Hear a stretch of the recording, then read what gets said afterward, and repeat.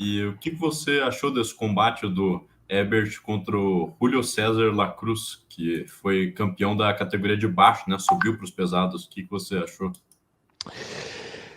Ele já tinha subido do meio pesado, do médio para o meio pesado, e depois do meio pesado subiu para o pesado, né?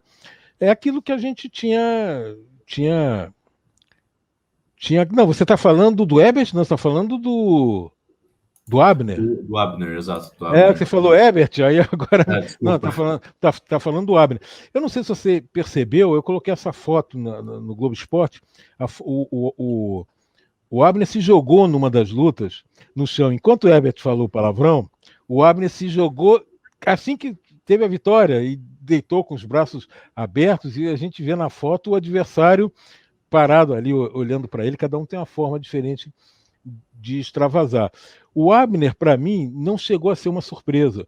Para quem não está, para pessoa de imprensa que não está envolvido dentro do boxe, por isso aquele jornalista falou aquela bobagem, né? Quer dizer, é um pugilista que não se esperava uma medalha. Você não pode falar um negócio desse. Tá? Quer dizer, ele pode não ser o favorito da categoria de peso, mas dizer que não tem, então para que ele está fazendo nos Jogos Olímpicos se ele não tem chance de uma medalha? Todo É, atleta ainda, olímpico é. quer dizer, ele quer ganhar, ele está indo lá para ganhar os Jogos Olímpicos, ainda mais a preparação em atletas de ponta, como foram esses brasileiros, tá? Quer dizer, tanto tempo investindo, e os Jogos Olímpicos foram adiados de 2020 para 2021. Então eles já viam desde 2018, 2017, ganharam mais um ano aí de treinamento intensivo. Para quê? Para entregar a luta.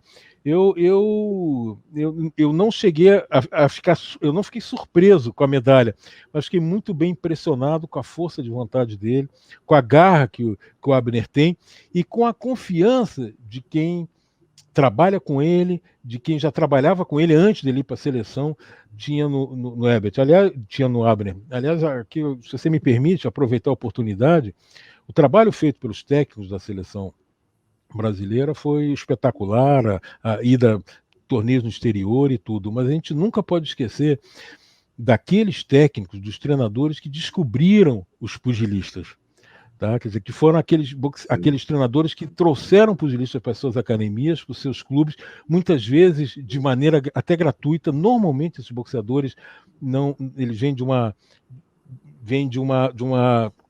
classe de pessoas, né, de uma comunidade onde eles não têm como pagar as aulas, não tem como pagar o treinamento. Estou falando isso antes de irem para a seleção.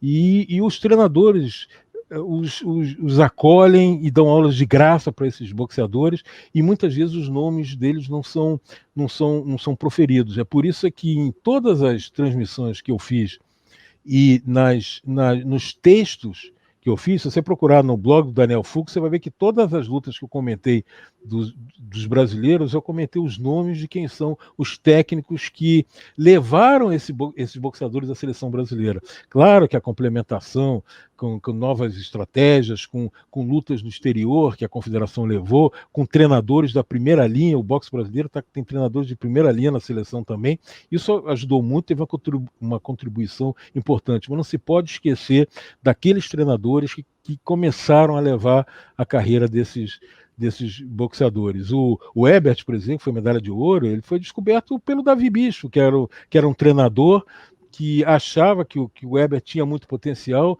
Depois o Marquinhos, que trabalha com Dória lá na Champion, começou a dar aula para ele, até que o Dória assumiu. Mas não se pode esquecer que quem começou tudo nessa medalha de ouro, o primeiro treinador que o Ebert teve foi o Davi. Tá? Isso é importante, a gente está sempre falando isso, porque é o incentivo que esses treinadores têm para poder continuar esse trabalho de forma muito sacrificante, porque academias que não têm muitos recursos financeiros, mas que eles estão lá, estão batalhando para o bem do esporte.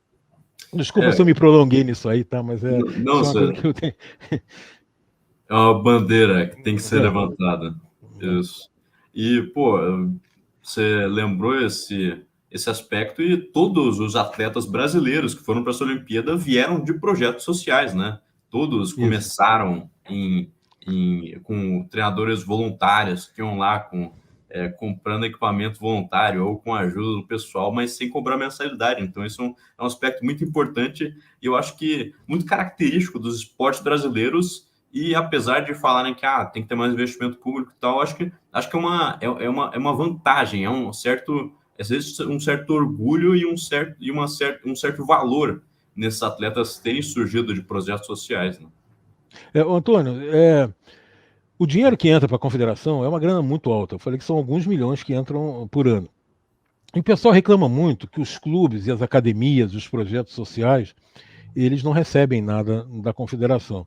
Acontece que o dinheiro que vem, principalmente da Lei Piva, ele é para ser gastado com a equipe olímpica, ele é para ser usado com a Confederação Brasileira. Ela nem pode, pelo menos na época que eu era dirigente, ela nem podia pegar esse dinheiro e repassar, nem que quisesse.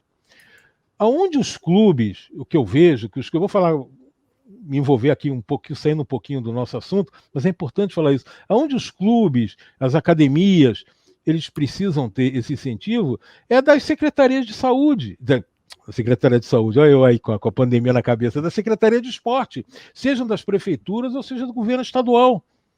Quer dizer, você tem secretaria de esporte no boxe.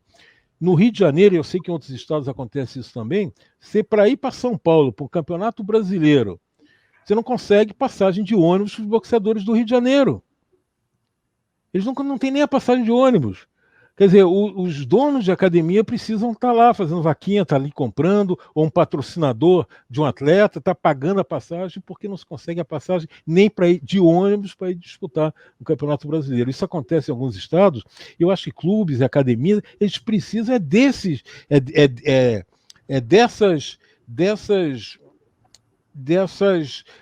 recebimento, dessas receitas. São essas receitas que precisam ir para clubes, para academias, ou via federação, não sei como, mas eu não sou secretário de esporte também, porque se fosse também não ia ficar parado, tá? Quer dizer, sem fazer nada, tá? Quer dizer, tem que fazer alguma coisa, então é melhor afastar. Eu conheci um secretário de esporte, eu já falei até o nome dele, mas eu não vou falar porque ele não me autorizou, não sei se ele gostaria que falasse. Ele foi ser secretário de esporte de uma secretaria de uma capital importante.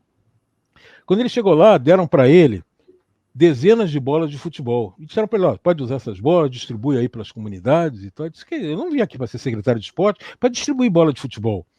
Ele ficou um ano e pouco, um ano e meio, e ele acabou pedindo demissão. Porque não tinha recursos para promover o esporte. Que adiantava ter o cargo de secretário de esporte? Se um dia ele me autorizar, eu falo o nome dele outra vez, tá? Eu vou até perguntar se ele se incomoda aqui de eu falar o nome dele, porque ele é uma pessoa conhecida. Então, isso ele acabou desistindo. Quer dizer, eu não vim aqui para secretário de esporte para distribuir bola de futebol só. É ótimo distribuir bola de futebol, mas não pode ser só isso. Então tem que haver um investimento realmente em clubes, em academias, mas tem que ser dos governos municipais e estaduais. Não pode depender só de Lei Piva, até porque a Lei Piva, pelo menos na época que eu era dirigente, não podia se usar esse dinheiro para esse tipo de investimento. E o Tirando a Bandagem está com uma novidade. Criamos um grupo de apoiadores no WhatsApp. Lá você vai ficar sabendo com exclusividade sobre os próximos atletas que vamos entrevistar e vai poder sugerir perguntas para eles. Além disso, vamos discutir sobre notícias do mundo do MMA e vou poder conhecer um pouco melhor quem é você que prestigia os vídeos do Tirando a Bandagem. Então não perca, acesse o link na descrição do vídeo e participe. Vamos trocar uma ideia. Valeu!